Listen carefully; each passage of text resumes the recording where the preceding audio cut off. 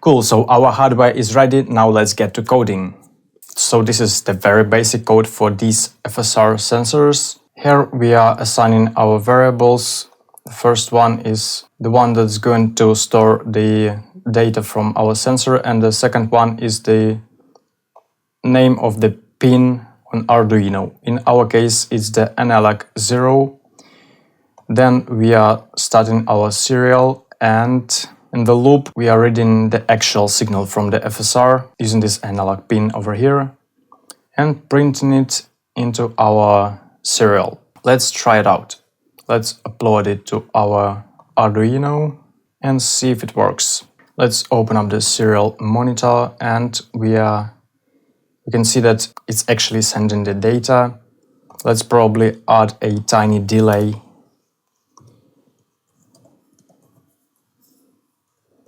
Let's make it 15 milliseconds.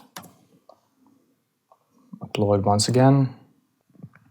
Nice. Let's actually test the FSR sensors. We can see that as we press it, you can see our value changes. Awesome. You can also see that it's sensitive to the amount of pressure that you are applying to it, so it's a very good news for our velocity feature of our electronic drums. Okay, let's remove this delay and try to use this sensor to actually transfer some MIDI signal to FL Studio or Ableton Live or whatever DAW you are using. To control the MIDI signals, we need to actually import the library. Let's go to the Tools, Manage Libraries, and look for the MIDI library. It's called MIDI USB, to be precise. There it is. I've already added it, but in your case, you should be able to install it. And to actually use it, we need to include all these libraries over here. And down here, we want to put the commands for enabling the node and disabling the node. So as we hit our drum, we want this node on function to start transferring our MIDI signal to our DAW to start playing node, and if we want to stop playing it, we need to send the node off signal.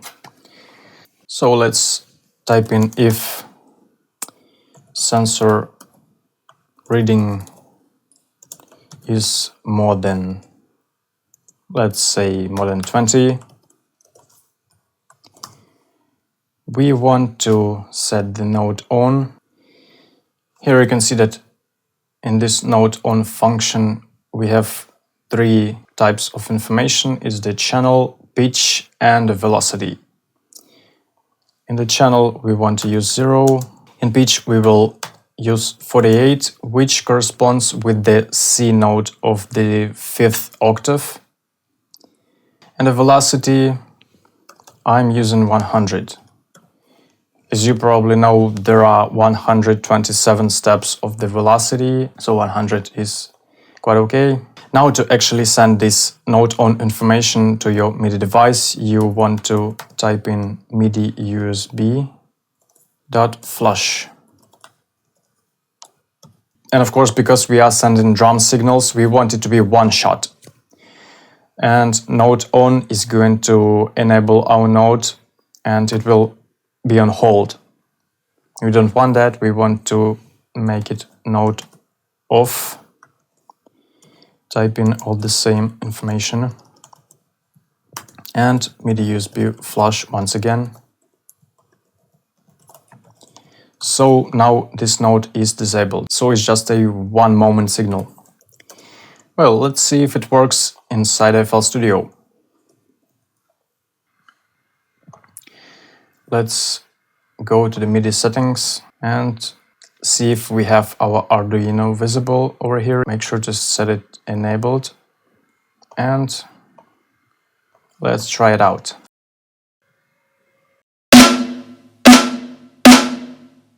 Yeah, it's working fine, but we have a little problem. There it is. If we hit our drum with a stick really fast, we will get a one-shot sounding drum, but if we hold it, we will have this horrible sounding, and we need to fix that. I'm not a very advanced programmer, but I'm using a simple boolean for this purpose. For example, bool play sound. Let's set it to true, which means that our sound is ready to be played. Now, if our sensor value is more than 20, and if our sound is ready to play, play sound equals true, then play the note, and after it's played, let's set the play sound to false. So our sound is not ready to be played now until we completely release our drum. If sensor reading is 0, so if there is no any interaction with the drum,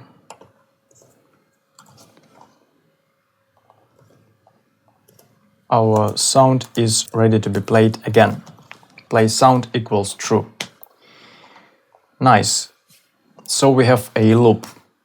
If our sensor value is more than 20, if we start hitting it, our sound is playing, and as soon as we release it, once again, it's ready to be played. Let's test it once again and see if this works. Yeah, it does the trick, it's working perfectly. Awesome, we have our basic drum working. Let's try adding the velocity value to it. Let's once again open up our serial monitor and see the values that's popping up in here.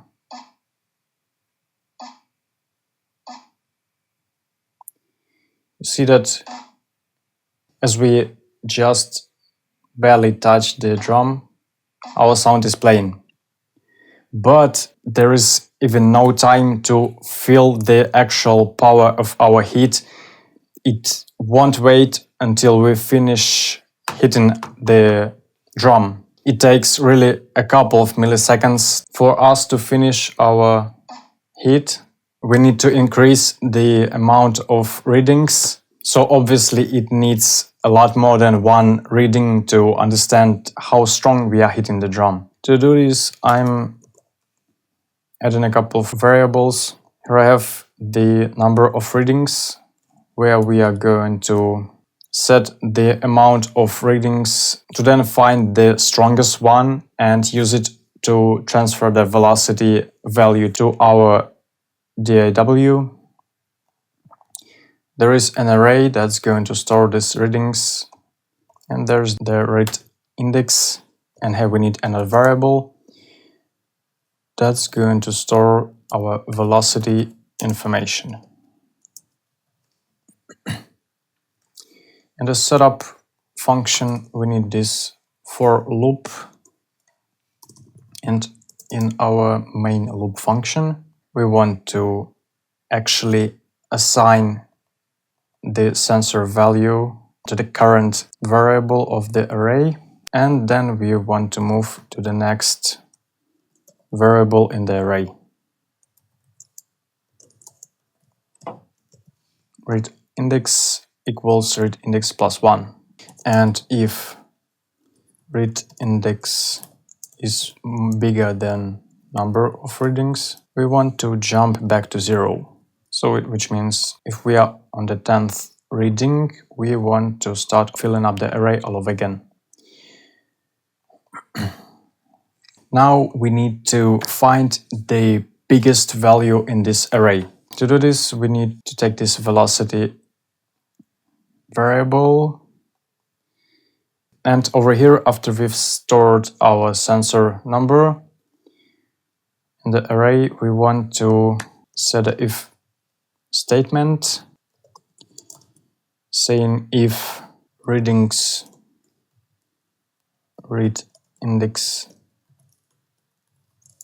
is bigger than the velocity, which in our case is 0. We want the velocity to store the current variable of the array. So it will go through this array of information of variables, and it will overwrite the velocity each time the current pressure is more than our current stored velocity. Sounds quite complex, but that's really simple. Then we want to actually reset the velocity every time we are getting our sensor released. Velocity equals 0. And in this serial, instead of sensor values, let's monitor the velocity. Let's flush it. I've made a mistake. Red inks, yes. I'm so sorry. One more try. Now it's inked over here as well. Readings.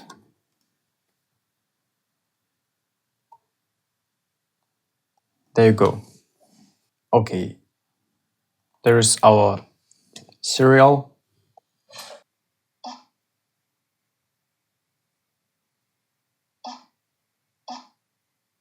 Yeah. You can see that I'm still pressing it.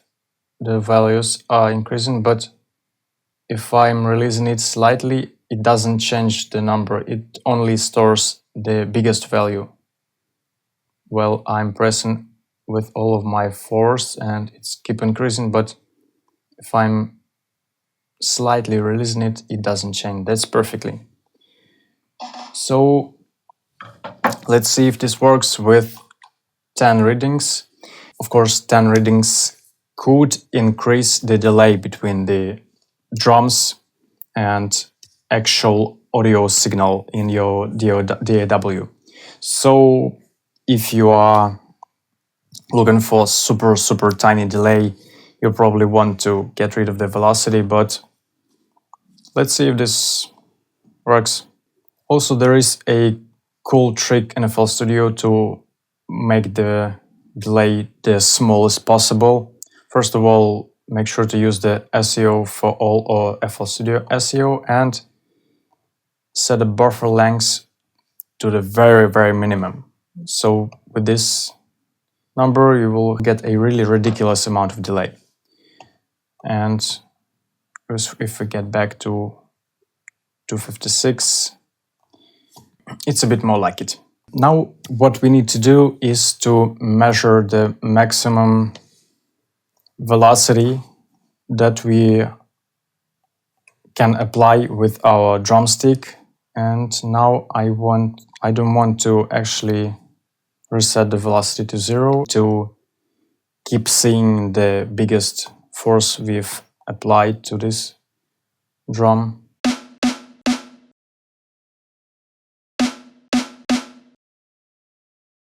So it's around 400 or 500. I would stop at 400. And in my case, with different resistors, you can get different numbers. I want to convert it to 127, which is the highest velocity value possible in MIDI. So 400, probably let's divide it by 4. And over here, we have our node on function, which is sending the velocity. In this case, it's set to 100. But we need to convert it. Let's create another variable, call it the velocity converted. Let's make it conv and set it to 0.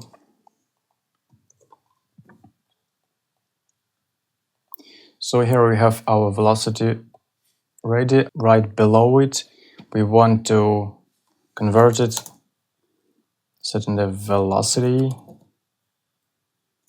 divided by 4. Let's see what we will get in our serial.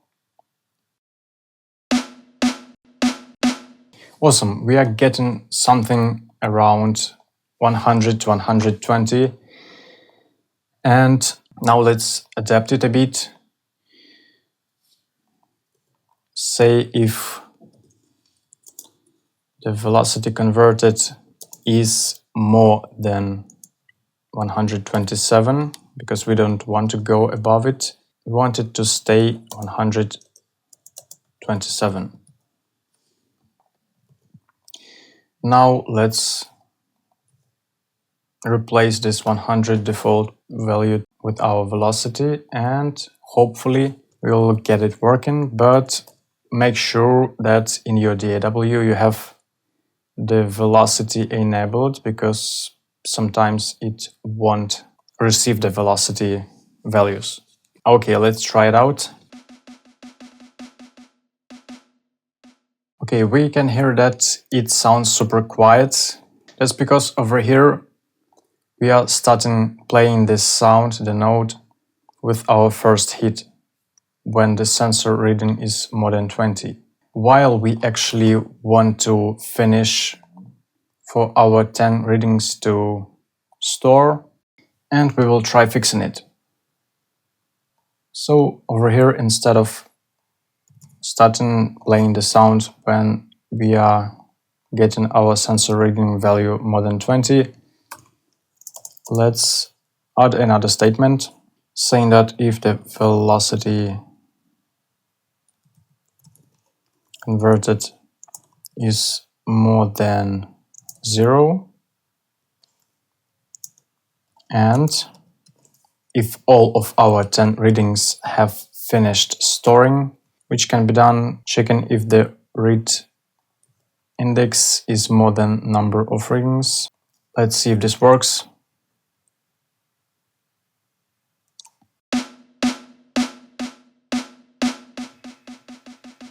Well, not exactly.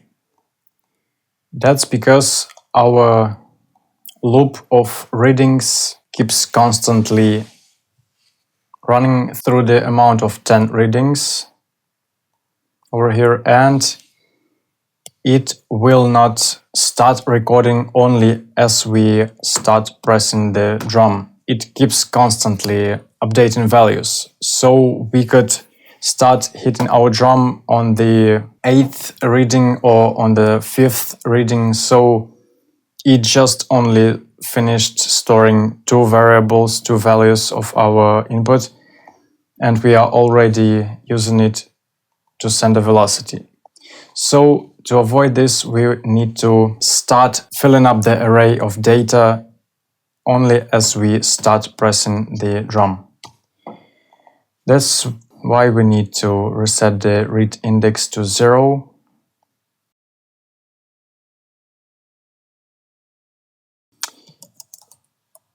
With the statement saying that if sensor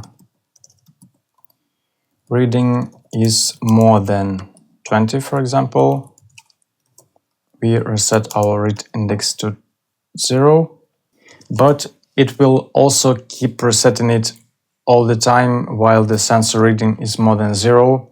That's not what we want. So to avoid that, we need to add another statement saying that only if the velocity equals 0, we want to reset this read index.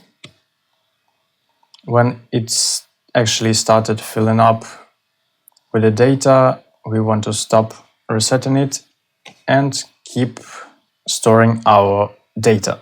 Let's see if this helps.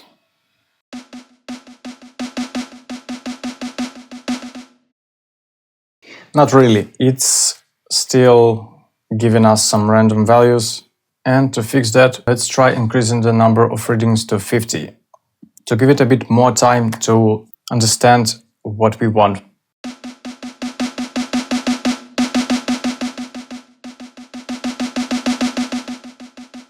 Yeah, it's working nice. So if you want to use velocity, there is a quite tricky, but there is a way of using it. You can work around with it a bit more to make it a bit more precise. But in my version of drums, I won't be using velocity. I'm not that advanced drummer. I'm not a drummer at all by any means, so I only want to hit drums. So I will avoid using it in my version. So I will keep it really simple. I will comment all the stuff that's related to velocity and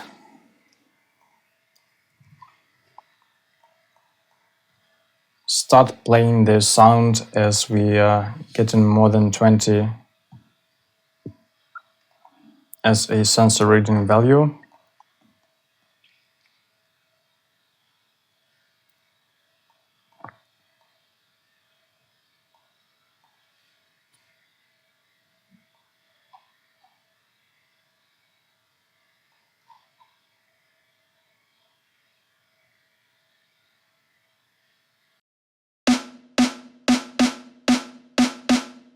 Yeah, as simple as that.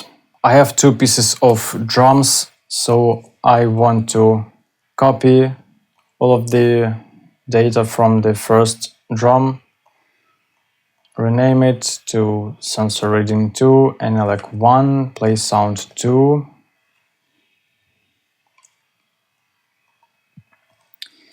And copy paste all this stuff, but with different numbers. Sensor reading 2, sensor pin 2. Let's over here comment out so we could know that it's our first sensor and there is going to be our second one.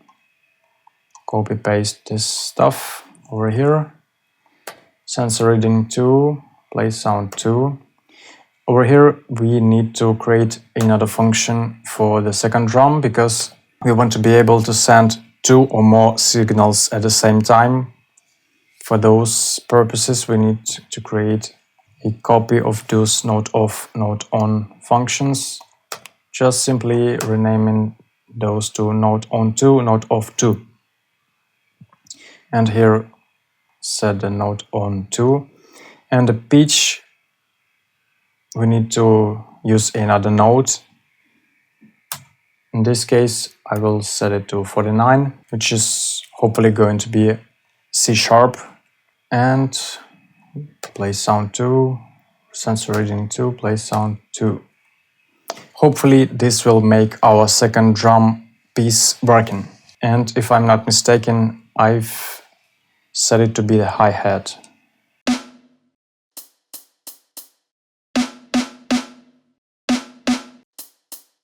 Working perfectly.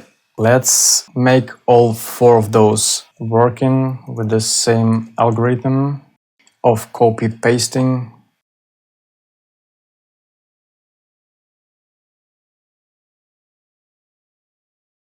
And there you go. Almost whole kit is ready.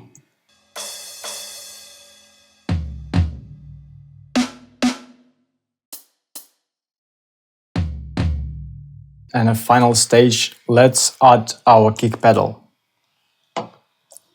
I'm adding the number of inputs. It's the second pin, digital one. That's going to be our button. My type of button require a resistor, but we can easily avoid that by typing this piece of code. Pin mode, setting our button as an input, and we are writing its state to high. That's going to make it work without any resistors, which is cool. And down here, after our sensors, we want to comment out kick and insert this piece of code. Which means if the button is pressed, we need to add another variable called kick trigger. It's pretty much the same as this play sound boolean kick trigger. Again, it's gonna help us to avoid a problem with holding the button. So it will trigger the kick only once it's pressed after the MIDI signal has been sent. We are setting the kick trigger boolean to false. And when the button is released, we are resetting back this boolean to true. So it's once again ready to respond. And we are going to be using note on 5 in this case to send another signal, so all of those 5 drum pieces can play at the same time. We are pretty much done with coding. There is nothing too fancy, nothing too complex. This whole code is available on my Patreon page, so you can just visit it and grab it, copy paste it, and do nothing except the hardware assembling, which is also a piece of cake if you have some spare time and enthusiasm. Okay, let's give a test drive to our drums and to my pitiful drumming skills.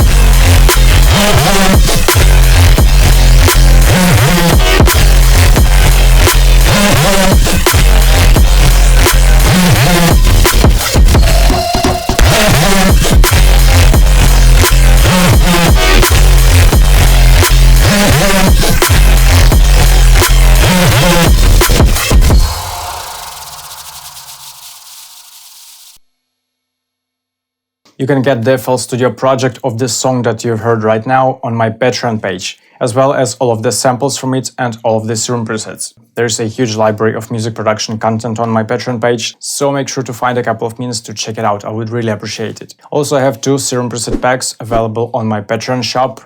The first one is called the Alchemy and the second one is the Cyber Jedi. It's available with a 30% discount, so also make sure to check all of the previews. The links are below. Hope you enjoyed this video. Let me know if you would like to see me combining electronics with music production once more. I have quite some ideas in mind, so I'm waiting for your comments. Like this video, subscribe to PHENOMSOUND to stay tuned for more videos, and huge thanks for watching. Have a good day. Bye.